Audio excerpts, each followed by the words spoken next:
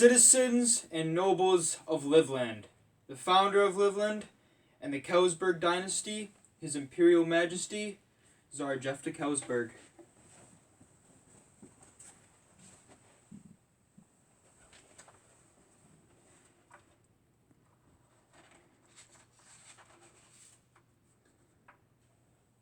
Livland, my beloved subjects, descendants of the very founding of our great nation, welcome. History records the proud ideals that brought us into this world nearly 2.5 years ago. Ideals like a government built on serving the nation first and only, of unbreakable unity and resilience, of beautiful social harmony, of reverence for tradition, of pious faith in God, and an attitude of undying hope for a better tomorrow, with the patience and persistence to make it happen. Our current age requires this innate hope. The hope that Livland can rise above the dark waters and be restored to her former glory. But to achieve this, we must embody these virtues and temper them with our undying patience and persistence. For 5 months, this nation of ours has lain dormant, crippled by sudden and numerous retirements and the socio-economic strain of waging war. Today I come to end the long slumber and bid the imperial eagle rise. My fellow Livlanders, it is time for us to rise again and show to the world the power of the Livlandic spirit and that of God who has empowered and protected us. I wish to set us forth on a path of resurgence, peace, and prosperity by bolstering our numbers, reforming the armed forces, building international relationships to strengthen our economy, and creating a constitution for our empire. Never before in Livlandic history has there ever been such an undertaking, and only time will tell if there ever will be again. In the words of the former President of the United States, Ronald Reagan, if history teaches anything, it teaches self-delusion in the face of unpleasant facts is folly. We must check our ambition and optimism with cold, hard facts, such as the fact we lack sufficient manpower for prolonged operation. We are stretched thin in administration. We have no economic sector to speak of. That to be effective, the military must undergo drastic changes, and that without a constitution, the prospect of long-term governance is but a fantasy. Prudence is the most valuable virtue in times like these. And we've been blessed by God with men who possess this. In order to restore Livland to glory, we have to recognize the need to first establish a constitution. By focusing on the greatest legislation to ever enter the chambers of the Imperial Congress, we will alleviate a great quantity of work, allowing us later to concentrate our full attention to more immediate matters, such as the operation of the Imperial Guard. Therefore, I am suspending all actions and duties of the Guard and placing our officers as Imperial trustees, that they may serve temporarily as legislators in the House of Lords, so that we may have an Imperial Constitution of Livland. In regards to our military, I can thankfully say that despite such great hardships as we have endured, the Imperial Guard prepares itself for the great challenge ahead of them, that being the implementation of the 2020 reforms. These reforms aim to maximize the efficiency and effort of our armed forces, even if we have greater manpower restraints than ever before, and still allow it to be an effective shield against any of those who wish to do Livland harm. By reducing the number of posts, defining their duties, and placing in their hands specific responsibilities of personnel and territory, we seek to keep the Guard active.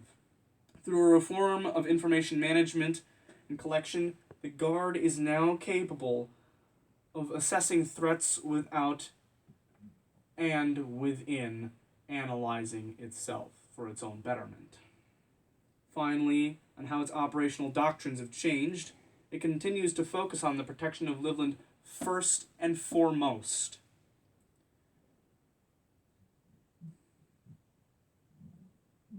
while being given new structures to maintain activity and enable effective defense of the country in times of peace and war. Understanding that this requires manpower, the military plans to develop and institute not only a curriculum for the Sternberg Military Academy, but institute a proper system of recruitment that can run automatically through proper scheduling and strategy, so that Livland may never be without champions to defend her.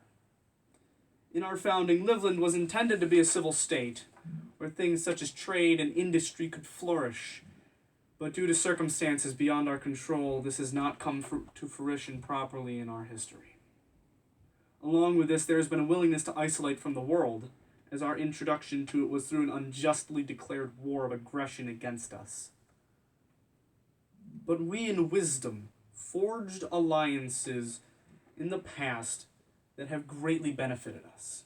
It was through the Imperial Alliance that the Kingdom of Livland was able to stand up to the Confederacy of Valmar in the Great War and come out on top. It became apparent that we must strike a balance between isolation and openness, as both extremes will harm us greatly.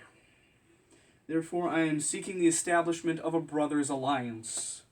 It is time that Livland put behind us the past and look forwards to a future of unparalleled prosperity and mutual gain.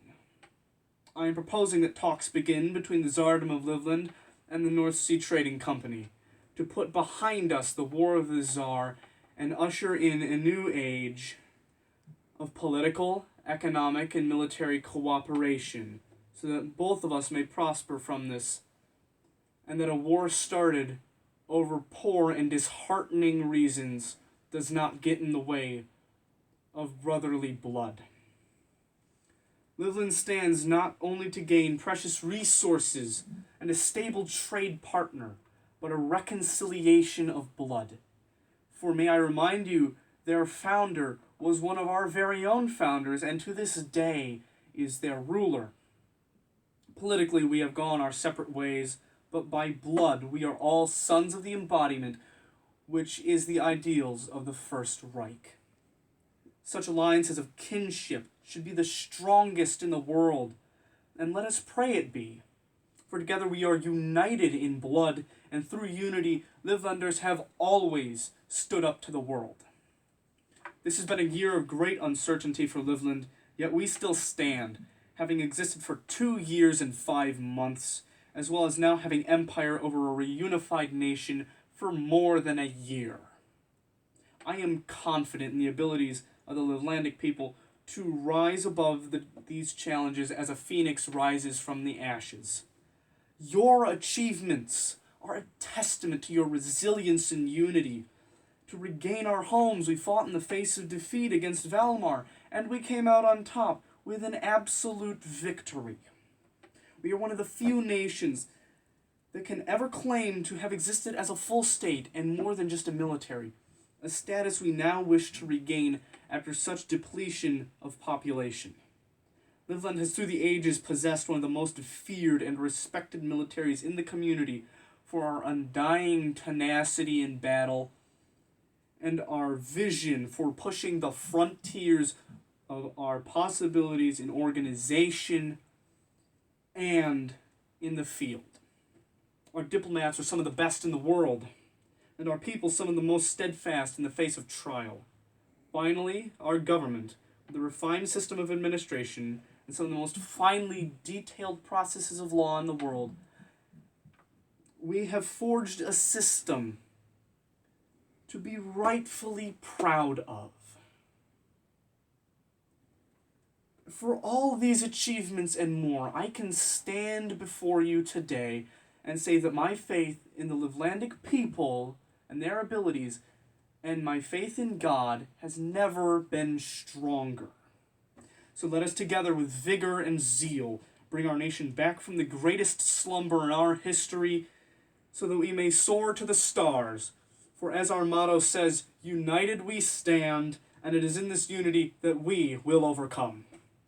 I salute you, my people, and stand in brotherhood beside you to begin this labor of love for our beautiful nation. May God bless you, and to all, a good day.